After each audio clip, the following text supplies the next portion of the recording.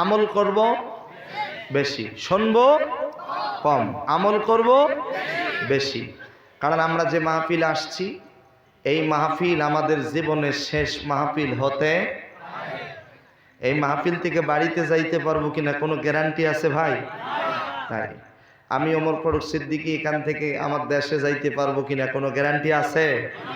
কোনো গ্যারান্টি নাই। যে কোনো মুহূর্তে মসজিদের মাইকে এলান করা হবে অমুক আর দুনিয়াতে বেঁচে নাই। মারা যাওয়ার পরে মসজিদের মাইকে এলান দেওয়া হয় কি হয় না? হয়। একদিন তোমারি নাম মসজিদ হবে এলান, তৈরি থেকো তৈরি রেখো কবরের মাল সামান, একদিন তোমারি নাম মসজিদ হবে এলান। কথা বলেন, কথা কি ঠিক? তাই আসুন আমলের নিয়তে শুনবো, অন্য কোনো দিকে মনোযোগ দেব না, একটু মনোযোগ দেব আল্লাহর কোরআনের দিকে। আমি কি কথাগুলো বলছি এই কথাগুলো শুনবেন, বাস্তব জীবনে যদি আমল করতে পারেন জীবনটা ধন্য হয়ে যাবে, আল্লাহ তাআলার জান্নাত নসিব হয়ে যাবে। আর একটু জোরে বলুন না সুবহানাল্লাহ। সম্মানিত ভাইরা, যে কিতাব থেকে আলোচনা করছি শুনছি, এ কিতাবের আকর্ষণ আছে না নাই? আছে। কিরকম আকর্ষণ? খুব মনোযোগ। আবু জেহেল, উতবা, সাইবা, আবু সুফিয়ান এক জায়গায় বসে আছে।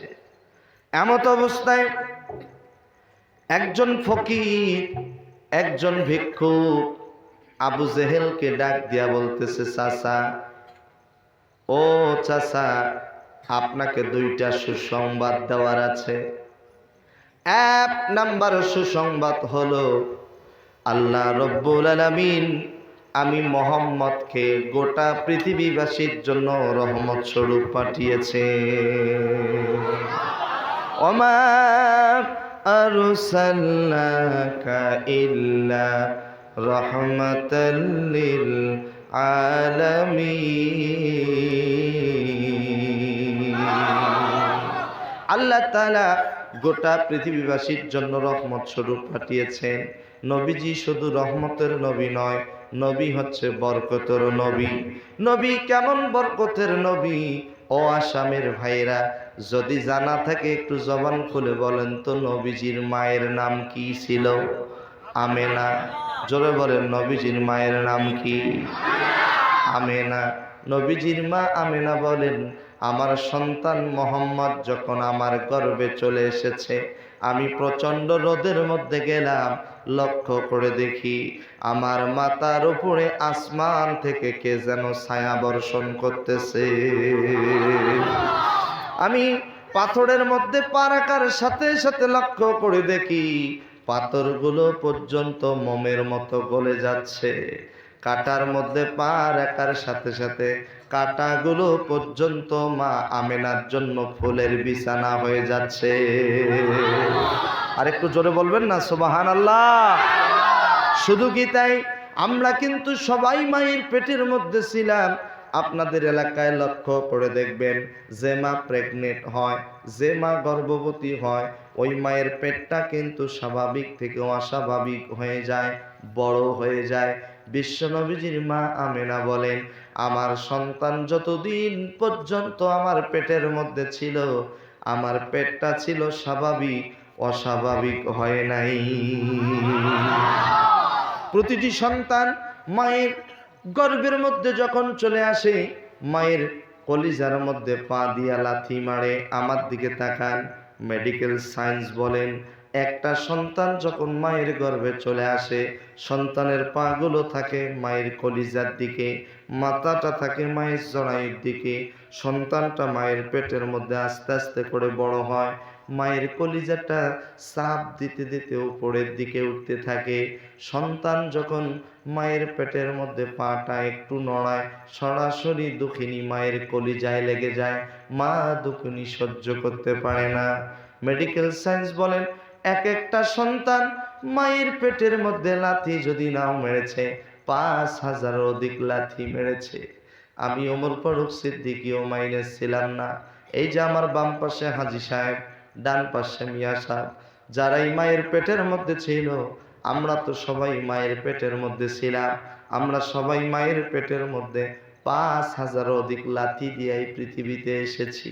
কিন্তু নবীজির মা মা আমেনা বলে, আমার সন্তান মোহাম্মদ যতদিন পর্যন্ত আমার পেটের মধ্যে ছিল, একটা বারের জন্য আমার কলিজার মধ্যে পা দিয়া লাথি মারে নাই। নবীজি এখনো পৃথিবীতে আসে নাই।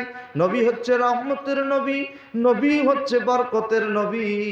দিলের কান দিয়া মনের কান দিয়া শুনতে হবে, নবীজি আমার কেমন রহমতের নবী, নবীজি আমার কেমন বরকতের নবী। নবীজির মা আমেনা বলেন, কূপের কাছে পানি নেওয়ার জন্য গেলাম, পানিগুলো অনেক নিচে। লক্ষ্য করে দেখি নিচের পানিগুলো অটোমেটিক আমি আমেনার হাতের কাছে চলে এসেছে। প্রতিটি সন্তান জন্মের পরে তার নাভিটা কেটে দেওয়া হয়। জোরে বলেন, নাভি কি করা হয়? কেটে দেওয়া হয়। কিন্তু নবীজির মা আমেনা বলেন, আমার সন্তান মোহাম্মদের নাভিকে যেন আমার পেটের ভিতরেই কেটে দিয়েছে। প্রতিটি সন্তান জন্মের পরে উম্মা উম্মা টোয়া টোয়া করে কান্না করে, কিন্তু নবীজির মা আমেনা বলেন, আমার সন্তান মোহাম্মদ যখন জন্মগ্রহণ করেছে, আমি লক্ষ্য করে দেখি আমার সন্তান শিশু মোহাম্মদ সেজদারত অবস্থায় জন্ম নিয়েছে। দুইটি হাত জমিনে, দুইটি হাঁটু জমিনে, নাক আর কপাল জমিনে। প্রতিটি সন্তান জন্মের পরে উম্মা উম্মা টোয়া টোয়া করে কান্না করে, কিন্তু আমি আমার সন্তানের জবান থেকে শুধুমাত্র কেবলমাত্র একটা আওয়াজ শুনতে পেলাম, রব্বি হাবলি ইয়া উম্মতি। নবীজি জন্মের সাথে সাথে উম্মতকে ভুলে যায় না, উম্মতকে মনে রেখেছে। অথচ আমরা গুনাহগার উম্মত সেই নবীকে ভুলে গিয়েছি। এ যুবকেরা, আমাদের কখনো বাংলাদেশের চিত্রনায়ক সাকিব খান মডেল হতে পারে না, বাংলাদেশের ক্রিকেটার সাকিব আল হাসান তারা কখনো আমাদের মডেল হতে পারে না, ভারতের চিত্রনায়ক শাহরুখ খান তারা কখনো আমাদের মডেল হতে পারে না, মেসি নেইমার তারা কখনো আমাদের মডেল হতে পারে না। আমাদের মডেল হচ্ছে লাকাদ কানা লাকুম ফি রাসূলিল্লাহি উসওয়াতুন হাসানা। আমাদের মডেল হচ্ছে বিশ্বনবী জনাবে মুহাম্মদুর রাসূলুল্লাহ সাল্লাল্লাহু আলাইহি ওয়াসাল্লাম। আমাদের মডেল হচ্ছে আমাদের আখিরি জামানার পয়গম্বর বিশ্বনবী মুহাম্মদুর রাসূলুল্লাহ সাল্লাল্লাহু আলাইহি ওয়াসাল্লাম, যে নবীর সুপারিশ ব্যতীত আমরা কেউ জান্নাতে যেতে পারবো না।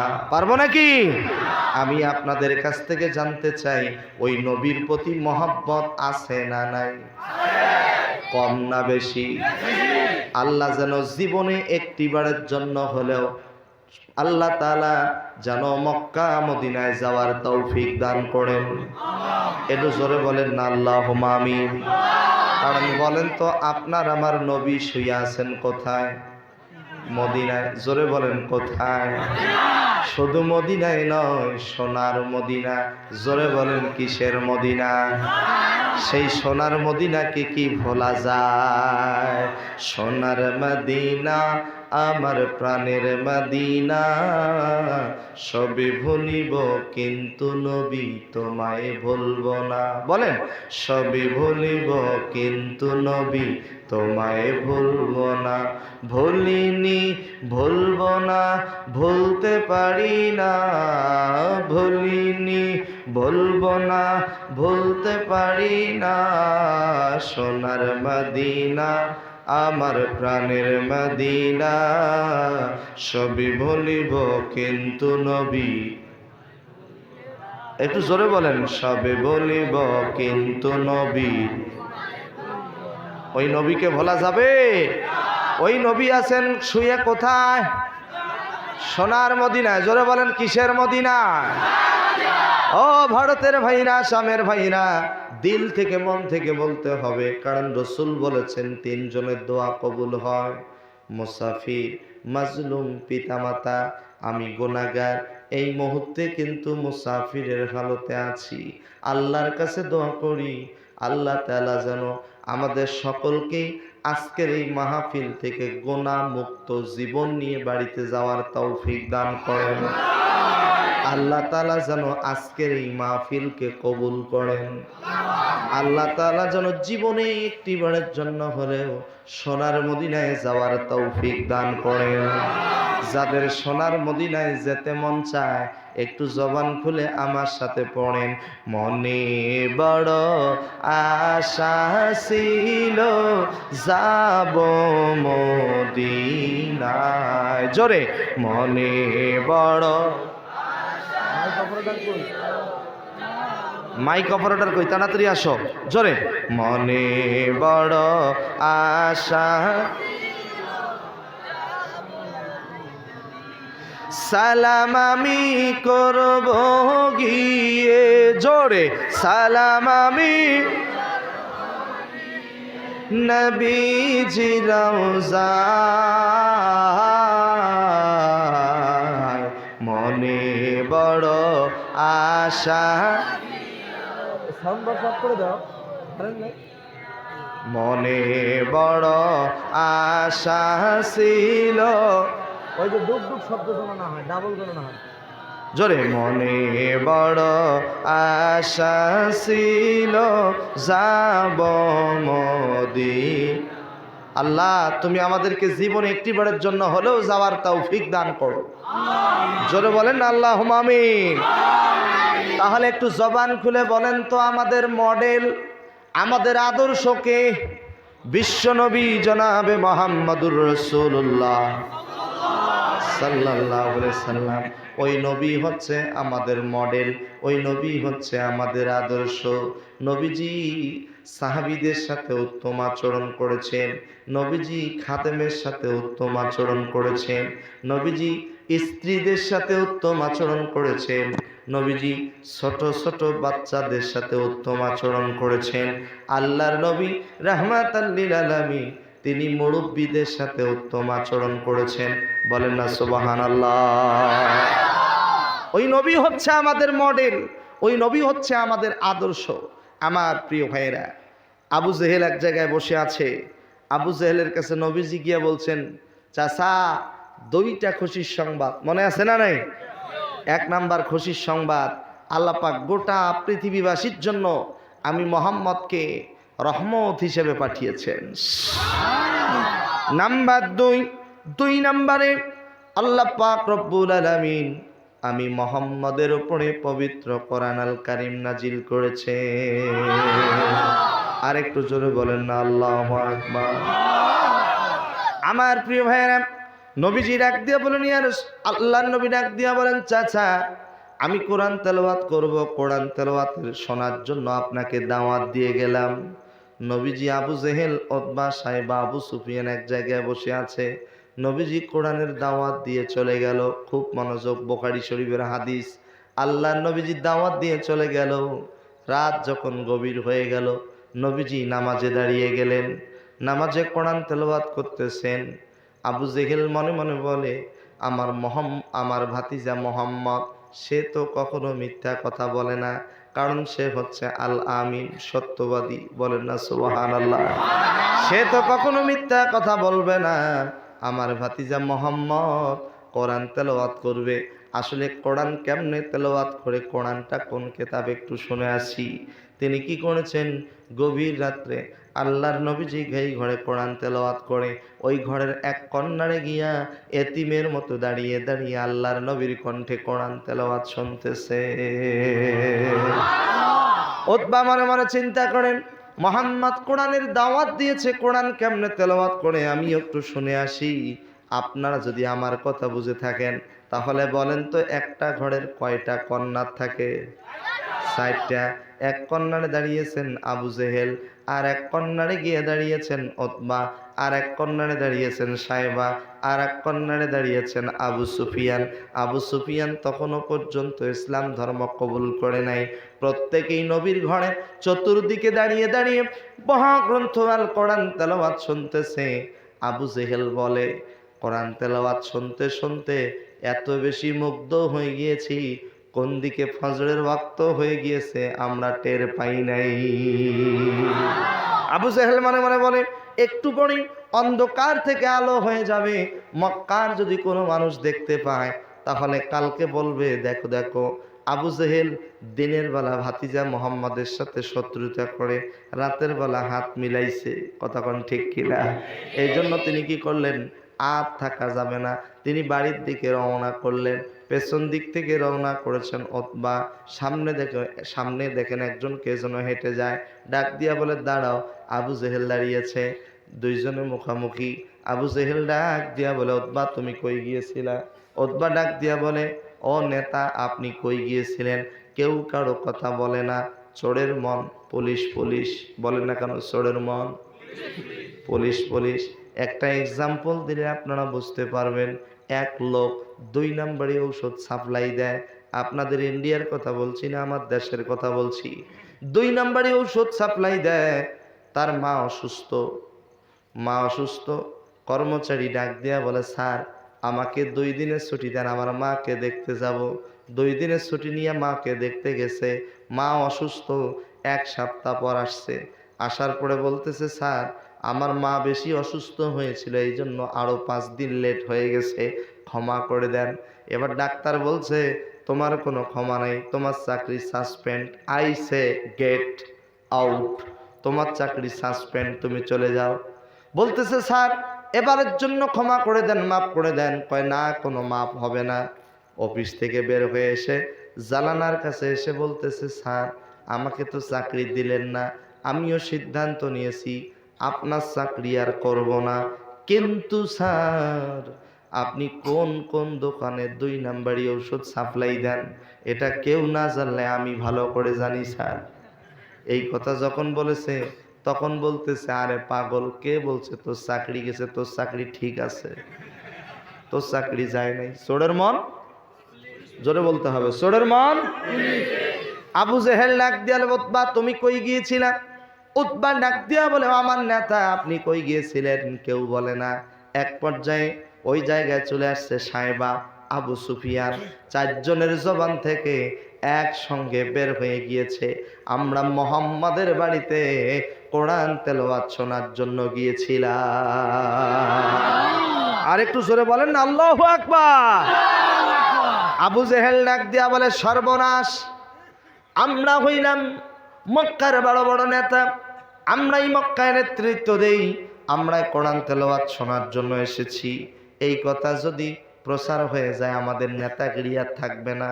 অতএব আমার হাতে হাত রেখে ওয়াদা দাও, জীবনেও কোনোদিন মোহাম্মদের বাড়িতে কোরআন তেলাওয়াত শোনার জন্য আসবে না। এই কথা বলে সবাই সবার মতো গন্তব্যস্থলে চলে গেল। পরদিন সকাল যখন হয়ে গেল, পরের দিন সকালবেলা সবাই ঘুমালেন।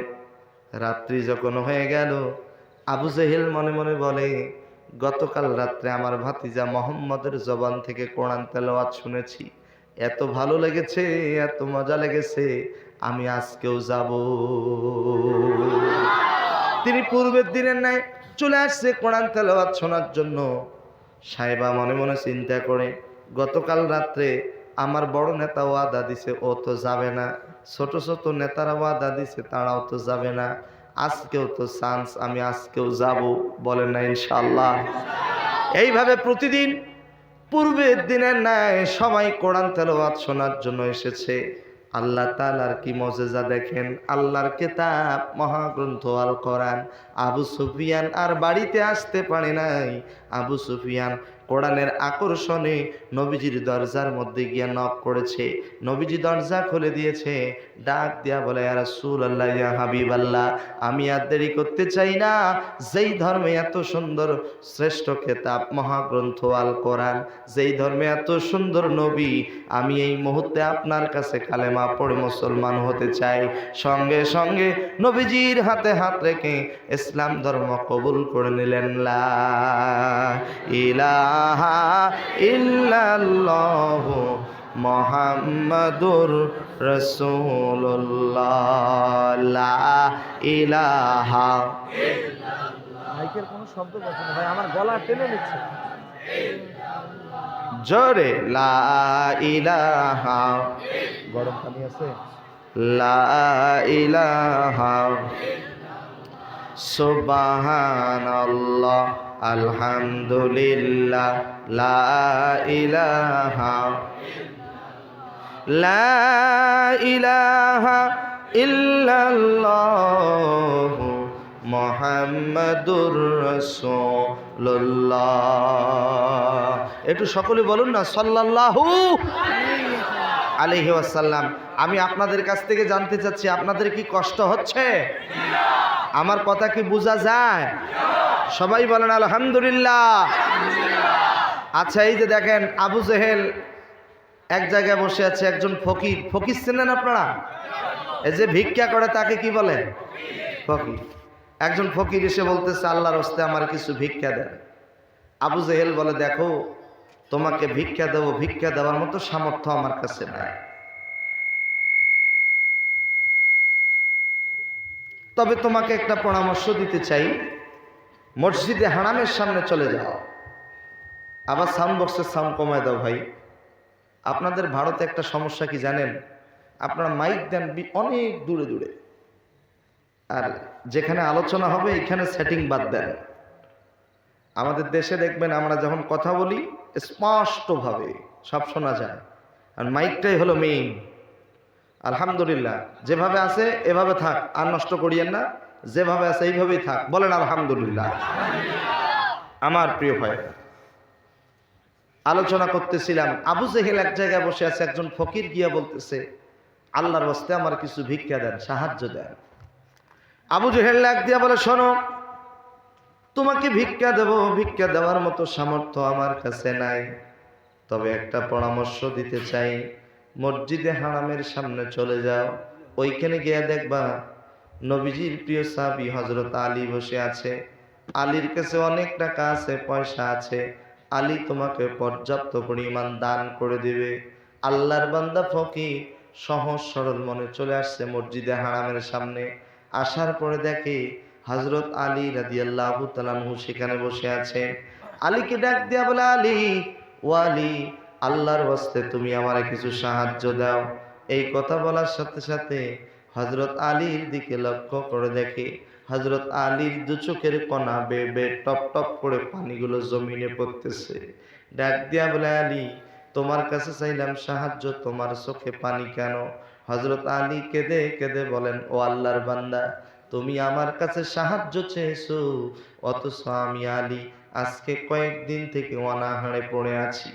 আমার কলিজার টুকরা সন্তান হাসান হুসাইন অনাহারে পড়ে আছে। বিশ্বনবীজির কন্যা ফাতেমা অনাহারে পড়ে আছে, তাদেরকে খেতে দিতে পারি না, অথচ আমার কাছে সাহায্য নেওয়ার জন্য এসেছো। আল্লাহ পাক রব্বুল আলামিন পবিত্র কোরআনুল কারীমে বলেন, কেউ যদি কারো কাছে সাহায্য চায় তাকে খালি হাতে ফিরিয়ে দেওয়া যায় না।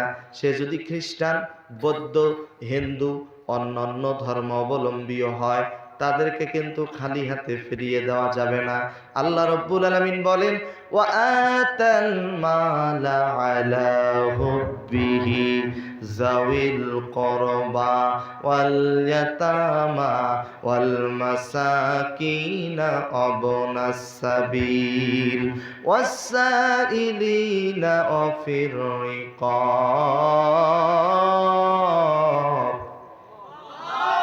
আরেকটু জোরে বলেন আল্লাহু আকবার। ওয়াসাইলিনা ওয়াফির রিকাব।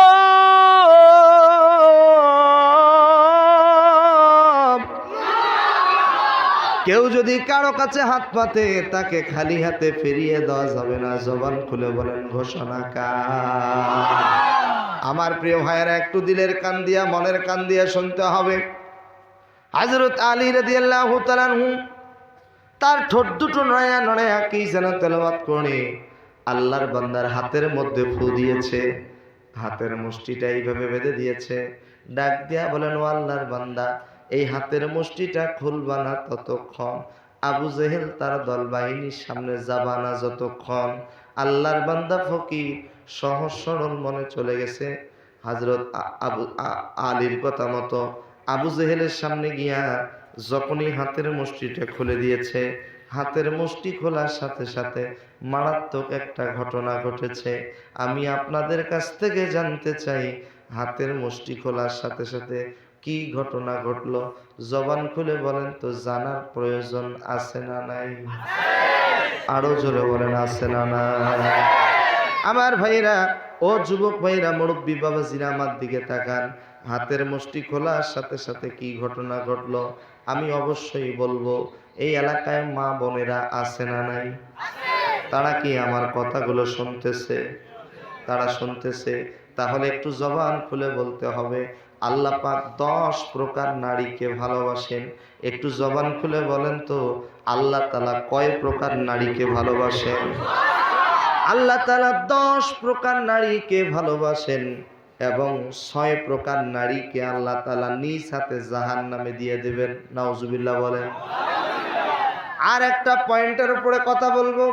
নেককার স্ত্রী হতে গেলে 4টা গুণ অর্জন করতে হবে। নেককার স্ত্রী হতে গেলে কয়টা গুণ অর্জন করতে হবে? 4টা।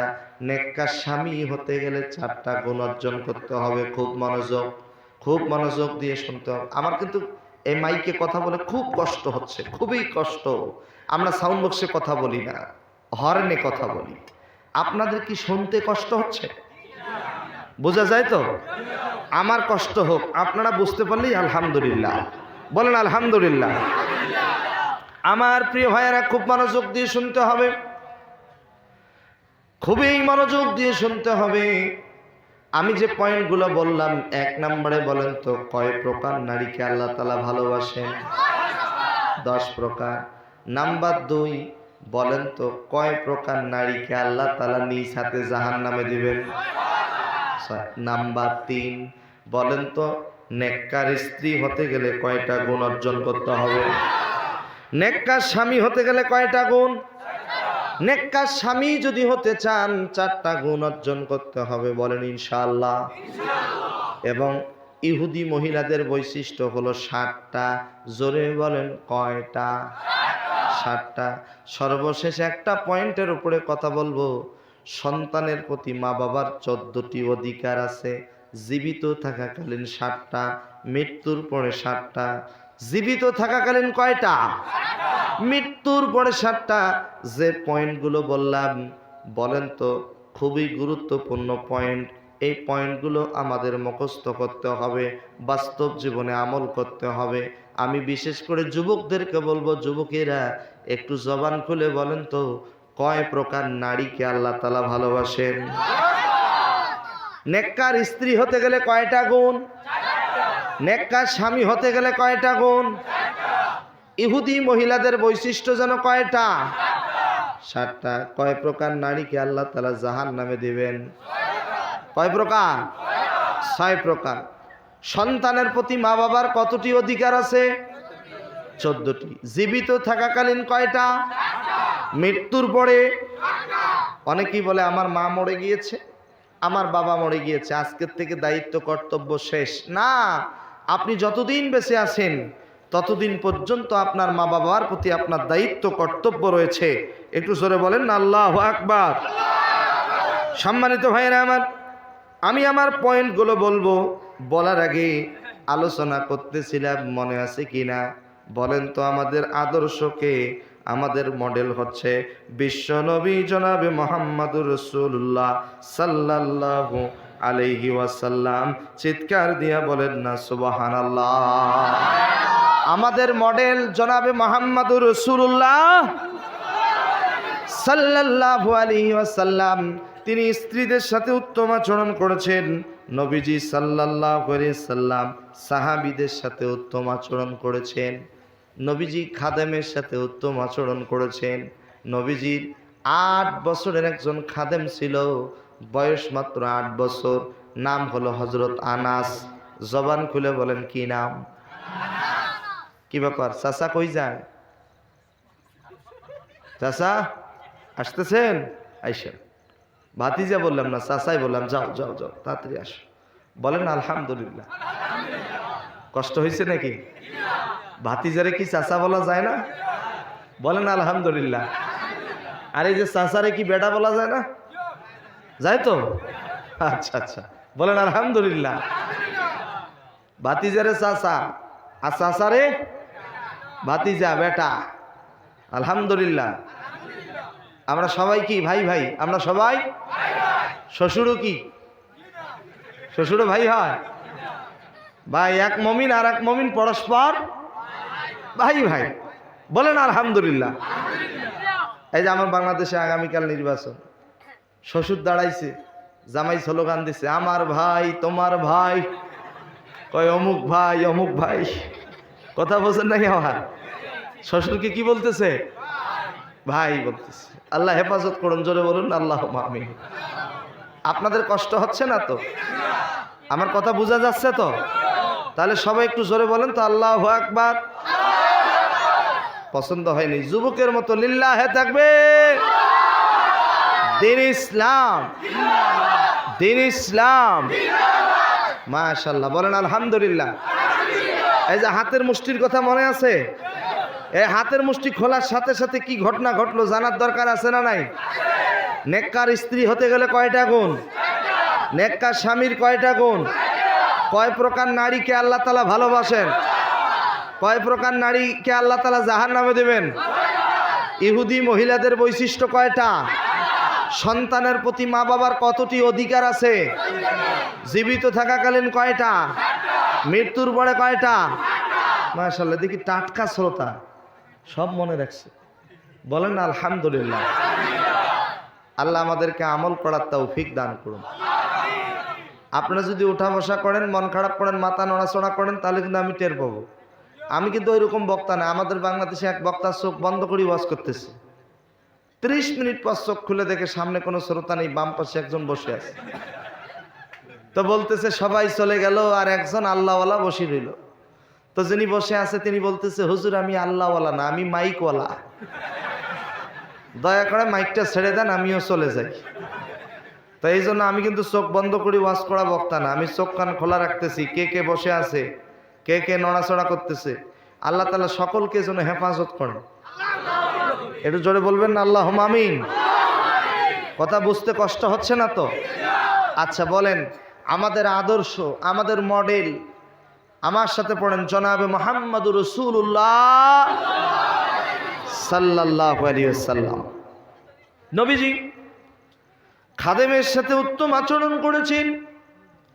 নবীজির 8 বছরের একজন খাদেম ছিল, বয়স মাত্র 8 বছর, নাম হলো হযরত আনাস। কি নাম বললাম? হযরত আনাস রাদিয়াল্লাহু তাআলা আনহু। আমার দিকে তাকান, মাত্র 8 বছর বয়স। হযরত আনাসের মা হযরত আনাসকে নবীজির কাছে নিয়ে এসে বলতেছে, ইয়া রাসূলুল্লাহ, ইয়া হাবিবাল্লাহ, আজকে থেকে আমার সন্তান আনাসকে আপনার খাদেম বানায়া দিলাম। নবীজি বলেন, ও আনাসের মা শোনো, এর তো বয়স খুবই কম, মাত্র 8 বছর বয়স, তুমি তোমার সন্তানকে নিয়ে চলে যাও। 8 বছর বয়স, ও আমার কি খাদেমের দায়িত্ব পালন করবে? নবীজি ডাক দিয়া বলেন, তুমি তোমার সন্তানকে নিয়ে যাও। হযরত আনাসের মা ডাক দিয়া বলে, নবীজি মন খারাপ করবেন না, আমার সন্তান বড় বড় কাজ করতে পারবে না, তাতে কি হয়েছে? আমার সন্তানটা তো ছোট ছোট কাজ করে দিতে পারবে, যেমন অজুর পানি এনে দিতে পারবে, মেসওয়াক এনে দিতে পারবে, আপনার পাঞ্জাবি এনে দিতে পারবে, এগুলো কাজ দিয়ে সহযোগিতা করবে। নবীজির কাছে হযরত আনাসের মায়ের কথাটা খুবই পছন্দ লেগে গেল। ডাক দিয়া বলে, ও আনাসের মা, তোমার সন্তানকে তুমি রেখে যাও, আজকে থেকে তোমার সন্তান আনাসকে আমি আমার খাদেম হিসেবে নিযুক্ত করলাম। নবীজি বলেন, আনাস, ও আনাস, যাও তো তুমি আমার শাম দেশের জুব্বাটা নিয়ে আসো। কোন দেশের জুব্বা? শাম দেশের জুব্বাকে নবীজি খুব বেশি পছন্দ করতেন। এই যে দেখেন আমার গায়ে যে জুব্বাটা, এই জুব্বাটা কিন্তু বাংলাদেশের জুব্বা নয়, এই জুব্বাটা ইন্ডিয়ান জুব্বা নয়, এই জুব্বাটা হলো মদিনার জুব্বা। কারণ যেই দিন থেকে মদিনায় গিয়েছি, ওই দিন থেকে স্টেজে ওঠার সময় মদিনার পাঞ্জাবি পরি। কারণ মদিনার পাঞ্জাবি পরলে মনে হয় নবীর ভালোবাসা আমার গায়ে জড়িয়ে আছে। আমার প্রিয় ভাইরা, নবীজি শাম দেশের জুব্বাকে বেশি পছন্দ করত। ডাক দিয়া বলে, আনাস রে, তুমি আমার সামদেশের জুব্বাটা নিয়ে আসো। নবীজির কথা অনুযায়ী হযরত আনাস জুব্বা আনতে গেছে। যাওয়ার পরে মদিনার চত্বরে ছোট ছোট বাচ্চাদের খেলার দৃশ্য দেখে জুব্বা আনতে ভুলে গিয়েছে। নবীজি অপেক্ষা, জুব্বা আনে না। নবীজি কিছুক্ষণ পর ঘর থেকে বের হয়ে দেখে হযরত আনাস মদিনার মাঠের মধ্যে ছোট ছোট বাচ্চাদের খেলার দৃশ্য দেখতেছে।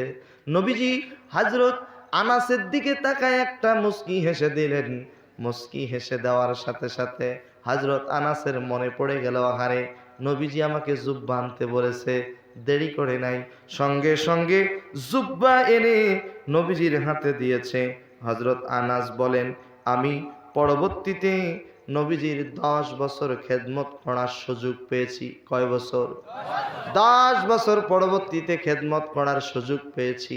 কিন্তু নবীজি ওই দিন আমার দিকে তাকায়া মুস্কি হাসি দিয়ে যে শাসন করেছিল, এই মুস্কি হাসির শাসনটা আমাকে আজীবন মনে রেখেছে। আমার প্রিয় ভাইয়েরা, নবীজি হচ্ছে আমাদের মডেল, নবীজি হচ্ছে আমাদের আদর্শ। ওই নবীজি খাদেমের সাথে উত্তম আচরণ করেছেন। আমাদের যদি কেউ খাদেম থাকে, একটু যদি কম বেশি করে আমরা রাগারাগি করি, মারপিট করি, এটা কখনো রসুলের আদর্শ হতে পারে না। রসুলের আদর্শ হলো রসুল খাদেমের সাথে উত্তম আচরণ করেছেন।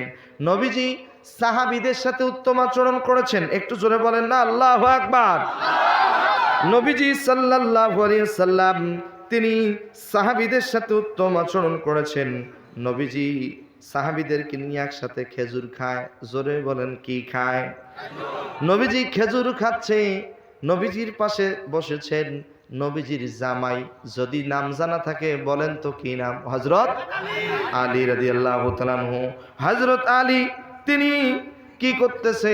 নবীজির পাশে বসে বসে খেজুর খাচ্ছে। আমার দিকে তাকান, খেজুর খায়।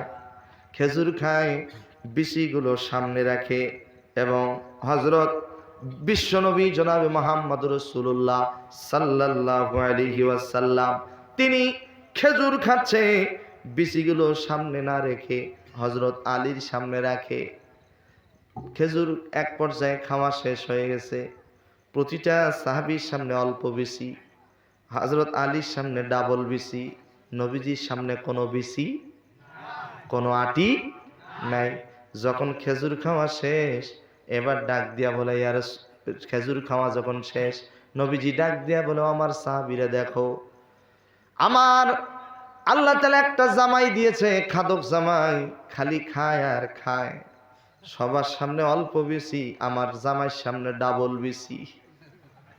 এবার হযরত আলী ডাক দিয়া বলে, নবী গো, আমি তো খাদক, এতক্ষণ থেকে খেজুর খাইছি, আটিগুলো সামনে রেখেছি। আপনি তো আমার থেকেও বড় খাদক, এতক্ষণ থেকে খেজুর খেয়েছেন, সামনে একটা বিচি নেই, আটি নেই, আপনি আটি সহ খাইছেন। বলেন না সুবহানাল্লাহ। নবীজি সাল্লাল্লাহু আলাইহি সাল্লাম সাহাবীদের সাথে উত্তম আচরণ করেছেন। কত সুন্দর রসিকতা, একটু জোরে কোন আল্লাহু আকবার। নবীজি স্ত্রীদের সাথে উত্তম আচরণ করেছেন। আল্লাহু আকবার বলেন। নবীজির 11 জন স্ত্রী ছিল। জবান খুলে বলেন কয়জন? নবীজির 11 জন স্ত্রী ছিল, 2 জন দাসী ছিল। নবীজি স্ত্রী ছিলেন আম্মা জান আয়েশা সিদ্দিকা রাদিয়াল্লাহু তাআলা আনহা। আম্মা জান আয়েশা বলেন, আমি নবীজির সাথে 10 বছর সংসার করেছি, আমি একটা দিনের জন্য নবীজিকে আগে সালাম দিতে পারি নাই। আরো আসতে বলেন, আরো আসতে। ও আসতে বললেই জোরে বলে, একটু জোরে বলবেন না সুবহানাল্লাহ। কয় বছর? কয় বছর? 10 বছর সংসার করেছি, একটা বারের জন্য আগে সালাম দিতে পারি নাই। নবীজি সব সময় স্ত্রীদেরকে আগে সালাম দিয়েছে। বলেন তো নবীজির কয়জন স্ত্রী ছিল? দাসী কয়জন? নবীজির স্ত্রীদের মাঝে একদিন ঝগড়া লাগছে। জোরে বলেন কি লাগছে? ঝগড়া লাগছে। কি নিয়ে ঝগড়া জানার দরকার আছে না নাই? এই যে ঝগড়া হলো ভালোবাসা নিয়ে। আম্মা জান আয়েশা ডাক দিয়া বলে, নবীজি আমাকে বেশি ভালোবাসে। নবীজি আমাকে বেশি ভালোবাসে। হাফসা ডাক দিয়ে বলে না না, নবীজি আমাকে বেশি ভালোবাসে। উম্মে সালামা ডাক দিয়া বলে না, নবীজি আমাকে বেশি ভালোবাসে। এইভাবে প্রতিযোগিতা শুরু হয়ে গিয়েছে। ঠিক ওই মুহূর্তে নবীজি ঘরে উপস্থিত। নবীজিকে ডাক দিয়া বলে, ইয়া রাসূলুল্লাহ, ইয়া হাবিবাল্লাহ, আপনি আপনার কোন স্ত্রীকে বেশি ভালোবাসেন? এই মুহূর্তে ফয়সালা দেন, উত্তর দেন। নবীজি ডাক দিয়া বলেন, আমি কোন স্ত্রীকে ভালোবাসি এখন বলবো না, আগামীকাল সকালবেলা বলবো। উদউ ইলা সাবিলি রব্বিকা বিল হিকমা। নবীজি একটু হেকমত অবলম্বন করলেন। রাত যখন গভীর হয়ে গেল, নবীজি একটা খেজুরের ব্যাগ হাতের মধ্যে নিলেন, একটা খেজুরের পোটলা হাতের মধ্যে নিলেন। খেজুরের পোটলা হাতের মধ্যে নিয়ে আম্মা জান আয়েশার ঘরে গিয়া বলেন, আয়েশা রে, ও আয়েশা, তোমার দরজাটা খুলে দাও। দরজা খুলে দিয়েছে। আয়েশা রে, তোমার হাত দুটো বাড়িয়ে দাও। নবীজি আম্মা জান আয়েশার হাতে 2টা খেজুর দিলেন। বললেন, আয়েশা, আমি তোমাকে 2টা খেজুর দিলাম, এই খেজুরের কথা যেন অন্য কেউ না জানে, তুমি আমানত রাখবা। বলছে ঠিক আছে। এইভাবে নবীজি আম্মা জান আয়েশার ঘর থেকে বের হয়ে চলে গেল উম্মে সালামার ঘরে। ডাক দিয়া বলে, সালামারে, তোমার হাত দুটো বাড়িয়ে দাও। 2টা খেজুর তুলে দিয়েছে। ডাক দিয়া বলে, আমি তোমাকে 2টা খেজুর দিলাম, এই খবর যেন অন্য কেউ না জানে, আমানত রাখবা। এইভাবে নবীজি প্রত্যেকটা স্ত্রীর ঘরে গেলেন, 2টা করে খেজুর দিলেন। পরের দিন সকাল হয়ে গেল। আল্লাহর নবী রাহমাতাল লিল আলামিন, বিশ্ব নবী রাহমাতাল লিল আলামিন, পরের দিন সকালবেলা নবীজিকে ডাক দিয়া বলা হচ্ছে, ইয়া রাসূলুল্লাহ, বলেন আপনি আপনার কোন স্ত্রীকে বেশি ভালোবাসেন? আল্লাহর নবী ডাক দিয়া বলেন, শোনো, গতকাল রাত্রে যার ঘরে গিয়ে আমি 2টা খেজুর দিয়েছি, তাকে আমি সব থেকে বেশি ভালোবাসি। সবাই মাথা নিচু করেছে আর মুস্কি মুস্কি হাসে। সুবহানাল্লাহ কবেন না?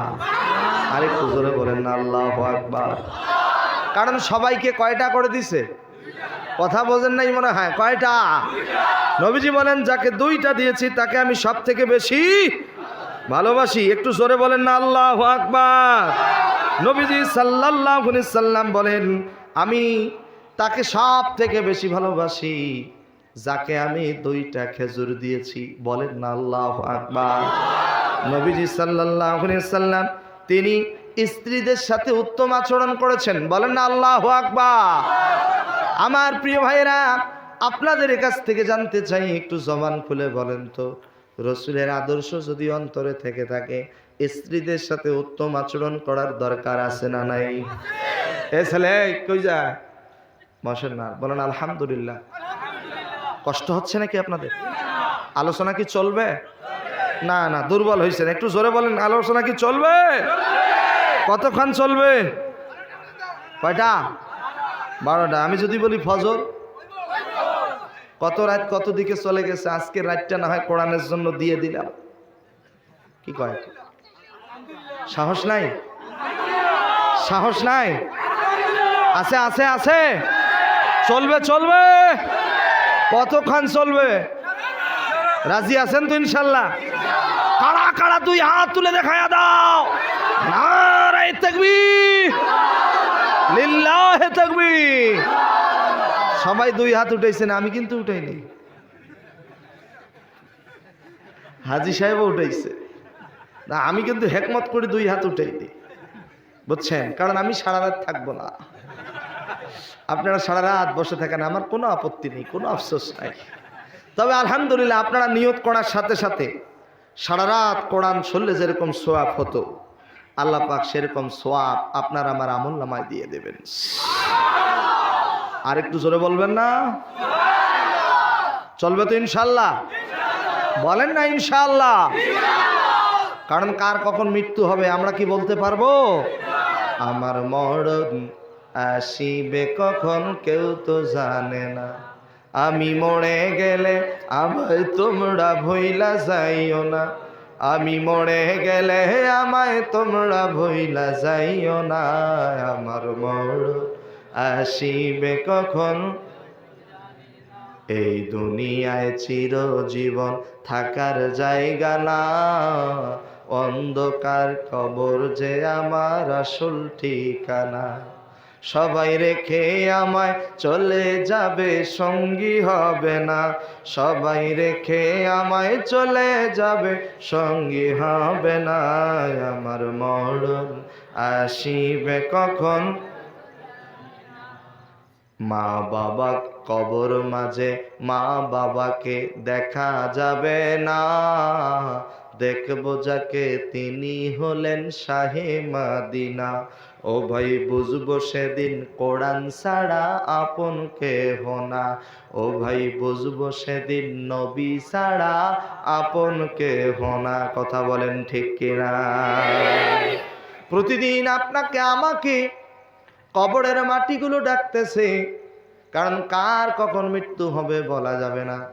একটা সন্তান যখন পৃথিবীতে আসে 9 মাস আগে জানা যায় সন্তানটা পৃথিবীতে আসবে। কয় মাস আগে? সবাই বলেন কয় মাস? 9 মাস আগে জানা যায় সন্তানটা পৃথিবীতে আসবে। কিন্তু আপনি আমি যখন চলে যাব 9 সেকেন্ড আগেও বুঝতে পারবো না কখন চলে যাব, কখন মৃত্যু হবে 9 সেকেন্ড আগেও বলতে পারবো না। কিসের এত অহংকার, কিসের এত দাম্ভিকতা? পৃথিবীতে এসেছিলাম যেভাবে, যেতে হবে সেভাবে। শুধু যাওয়ার সময় সাদা 3 টুকরা কাপড় নিয়ে যেতে হবে, এছাড়া আর কিছুই নিয়ে যাইতে পারবো না। তোমার গহনা দিন ফুরাইয়া যাবে, গহনা দিন ফুরাইয়া যাবে, যৌবনে লাগবে ভাটি। ওই যে দেখো ডাকিতেছে তোমায় কবরের মাটি। ওই যে দেখো ডাকিতেছে তোমায় কবরের মাটি। ও যেদিন সন্ধ্যা হলে ডুববে রে বেলা, এক পলকে ভেঙ্গে যাবে তোমার রঙেরই মেলা। কারে দিবা তুমি জোরে ধমক, কারে দিবা তুমি জোরে ধমক, কার মাথায় ভাঙবা লাঠি। ওই যে দেখো ডাকিতেছে তোমায় কবরের মাটি। কথা বলেন, কথা কি ঠিক? প্রতিদিন আপনাকে আমাকে কবরের মাটিগুলো ডাকতেছে। ও ভারতের ভাইরা, আসাম রাজ্যের ভাইরা, একটু জবান খুলে মনোযোগ দিয়ে শুনতে হবে, কথা বলতে হবে। আপনাদের মনে আছে কিনা জানি না, বলেন তো হাতের মুষ্টির কথা মনে আছে না নাই? কয় প্রকার নারীকে আল্লাহ তাআলা ভালোবাসে? কয় প্রকার নারীকে আল্লাহ তাআলা জাহান্নামে দেবেন? ইহুদি মহিলাদের বৈশিষ্ট্য যেন কয়টা? নেককার স্ত্রী হতে গেলে কয়টা গুণ? নেককার স্বামী হতে গেলে কয়টা গুণ? সন্তানের প্রতি মা বাবার কতটি অধিকার আছে? জীবিত থাকাকালীন কয়টা? মৃত্যুর পরে কয়টা? আমরা জানবো তো ইনশাআল্লাহ। জানবো তো ইনশাআল্লাহ। শুনবেন তো ইনশাআল্লাহ। কারা কারা শুনবেন না 2 হাত তুলে দেখায় দেন।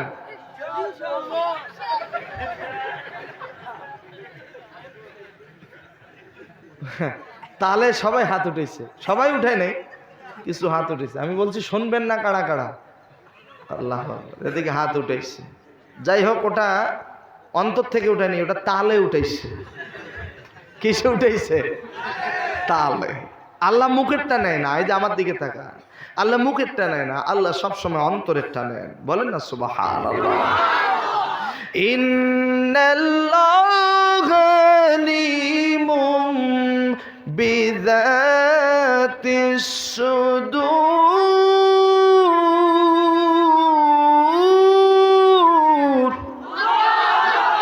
আর একটু জোরে বলেন আল্লাহু আকবার। আল্লাহ অন্তরের খবর রাখেন। জোরে বলেন কিসের খবর? আপনার আমার অন্তরের খবর যিনি রাখেন, আওয়াজ দিয়া বলেন তিনি কে? আমার প্রিয় ভাইরা, একটু দিলের কান দিয়া, মনের কান দিয়া শুনতে হবে। আলোচনা করেছি, মনে আছে না নাই?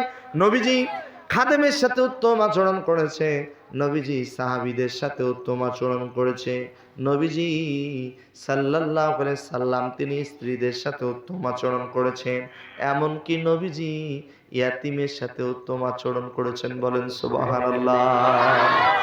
আমার দিকে তাকান খুব মনোযোগ। বিশ্ব নবী সাল্লাল্লাহু আলাইহি সাল্লাম ঈদের নামাজ পড়ার জন্য যাচ্ছেন।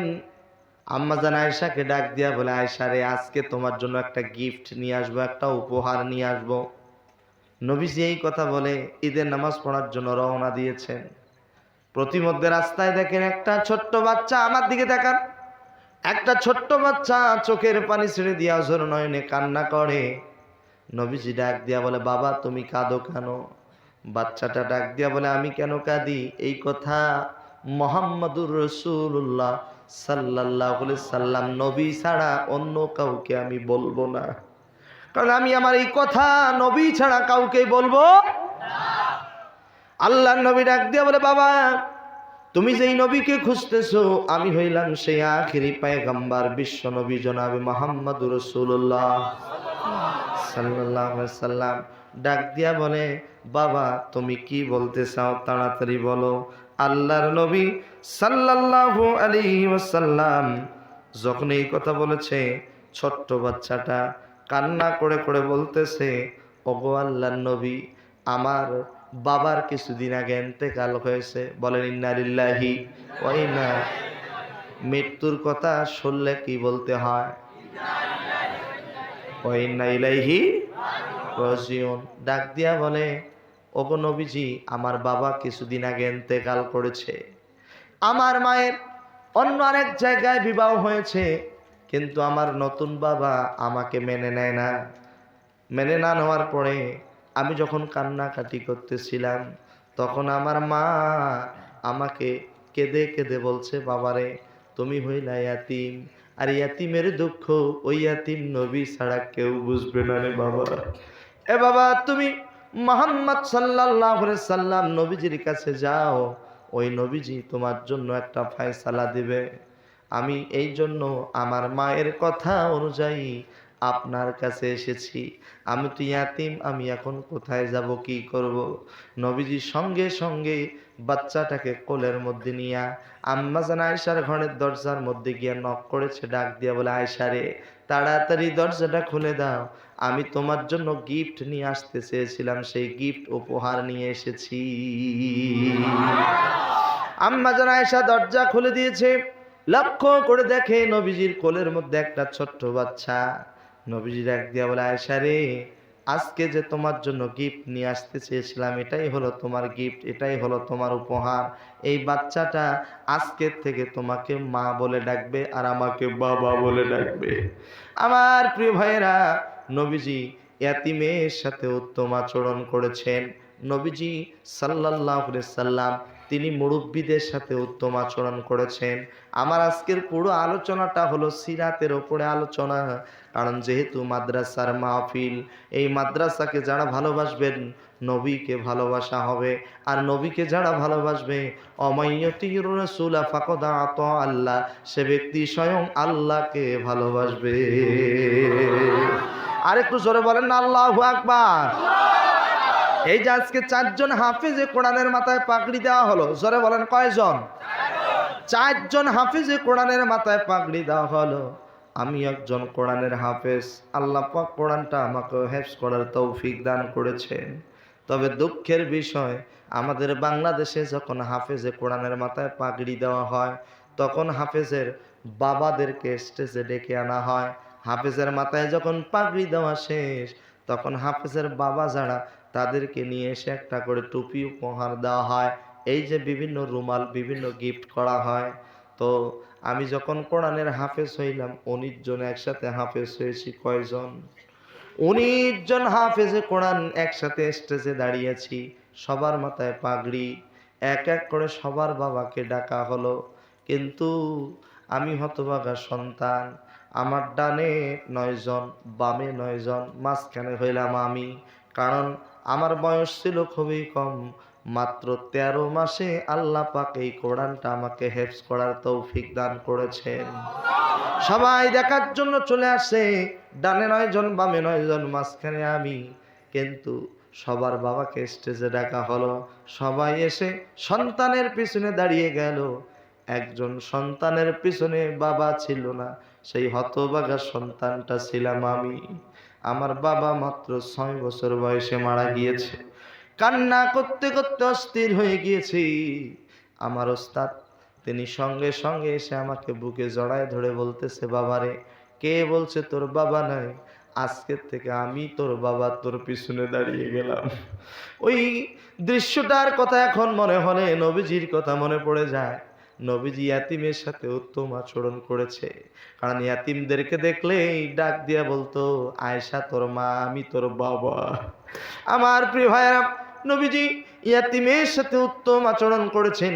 নবীজি সাল্লাল্লাহু আলাইহি সাল্লাম ছোট ছোট বাচ্চাদের সাথে উত্তম আচরণ করেছেন। নবীজি কাফেরদের সাথে উত্তম আচরণ করেছেন। বলেন না সুবহানাল্লাহ। আমরা হইলাম সেই নবীজির উম্মত, আমাদেরকেও এরকম আচরণ করতে হবে, সুন্দর সাবলীল ভাষায় কথা বলতে হবে।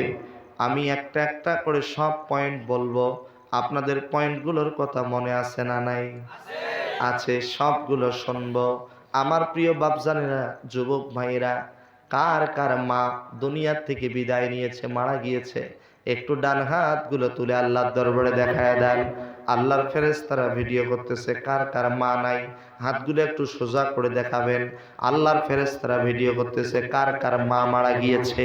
আল্লাহ তাআলা যাদের মা মারা গিয়েছে হাত উঠিয়েছে, আজকের এই মাহফিলের উসিলায় মায়ের কবরের আযাব মাফ করে দাও। একটু জবান খুলে বলেন না আমিন। আর একটু জোরে বলেন আমিন। কার কার বাবা নাই হাত উঠাইয়া বলেন, আমার বাবারে আমি হাত উঠাইছি। ও দয়াবান আল্লাহ, আমাদের আব্বা যাদের কবরে চলে গেছে, আজকের এই মাহফিলের উসিলায় আমাদের বাবার কবরের আযাব মাফ করে দাও। একটু বলবেন না আমিন। আমাদের বাবার কবর জান্নাতের বাগান হিসেবে কবুল করে নাও। সকলে আওয়াজ দিয়া জোরে বলেন আল্লাহুম্মা আমিন। আমার বাপজনেরা হাত নামান। আপনাদের কাছে অনুরোধ থাকলো, বিশ্ব নবী সাল্লাল্লাহু আলাইহি সাল্লাম তিনি মুরব্বীদের সাথে উত্তম আচরণ করেছেন। আল্লাহু আকবার বলেন। এখন তো আমরা মুরব্বী দেখলে সম্মান দিতে চাই না। এই যে আমার দিকে তাকান, কাবা শরীফের মধ্যে কাবা যখন তাওয়াফ করে, হাজী সাহেব আমার বাম পাশে বসে আছে, কাবা তাওয়াফ করার সময় একটা জান্নাতি পাথর আছে, হজরে আসওয়াদ। জোরে বলেন কি নাম? সবাই কিন্তু বলেন নাই, হজরে আসওয়াদ। এই পাথরটা কি পাথর? জান্নাতি পাথর। একটু বলেন না কি পাথর? জান্নাতি পাথর। এই পাথরে জীবনে একবার সরাসরি গিয়া চুমু খাওয়ার আশা সবার অন্তরে আছে না নাই? আচ্ছা, আল্লাহ পাক এই ঠোঁট দুটো দিয়ে আমাকে সেই পাথর চুমু খাওয়ার তৌফিক দান করেছে। এমনকি আমার মা আমার সাথে গিয়েছিল। সাধারণত মহিলা মানুষরা সহজে চুমু খাইতে পারে না, কিন্তু আল্লাহ তাআলা আমার মাকেও তৌফিক দান করেছেন, আমার মাও জান্নাতি পাথরে চুমু খাইছে। বলবেন না আলহামদুলিল্লাহ। আমার প্রিয় ভাইরা আমার দিকে তাকান, কাবা ঘরে পাথর স্থাপন করবে, বিভিন্ন গোত্রের মানুষরা চলে আসছে। এই গোত্রের নেতা বলে আমি পাথর স্থাপন করব, ওই গোত্রের নেতা বলে আমি উপস্থাপন করব। এইভাবে তাদের মধ্যে গন্ডগোল লেগে গেল। কি লেগে গেল? পেছনের ভাইরা কি কষ্ট হচ্ছে নাকি? এই যে please please come to my point. এই ভাই হ্যালো, এই যে ভাই পেছনে ঘুরছে কেন?